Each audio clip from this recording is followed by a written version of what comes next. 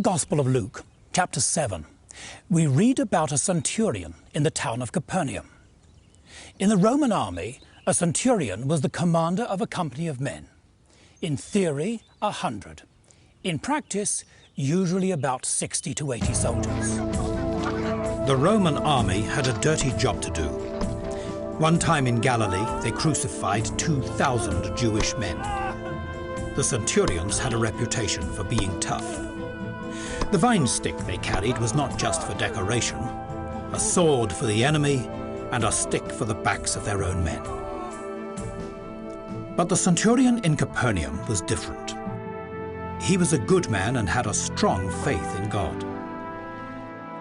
He had a servant in his house, a man who had given him many years of loyal and valuable service. But now the servant was very ill, and it was clear that he was dying.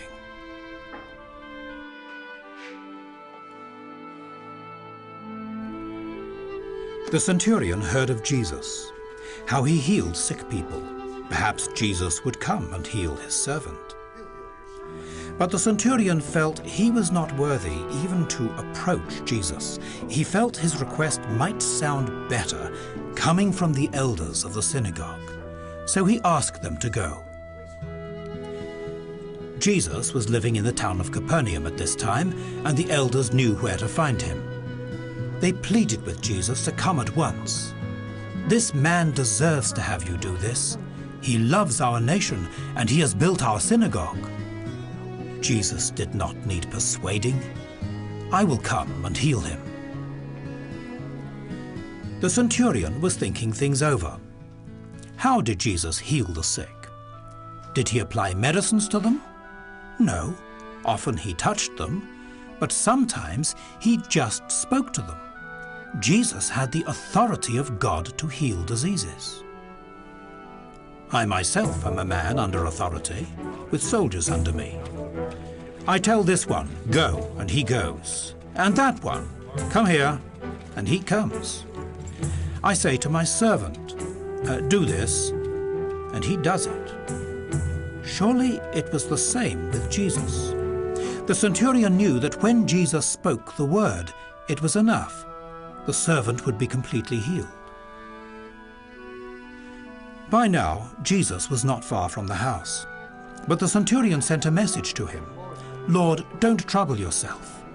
I don't deserve to have you come under my roof, but say the word, and my servant will be healed."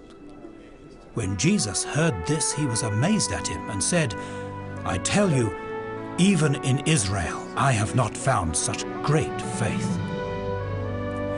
As his friends came back to the house, they found the servant was completely healed, and the centurion had grasped the meaning of faith.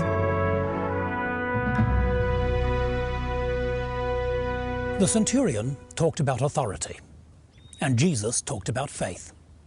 Because faith begins with recognizing the authority of God. How can a person who's kicking and struggling against the will of God possibly have faith in him? Now, the centurion knew that all he had done, his generosity to the synagogue, his kindness to his servant, and so on, all this and more could not buy God's favor. And yet he believed that Jesus would come just by asking him. Faith is not a coin we put in a vending machine to get what we want from God. It's a relationship between us and God, a relationship that involves trust and obedience. If you don't have this kind of relationship with God, the best place to start is where you are. And the best time is right now.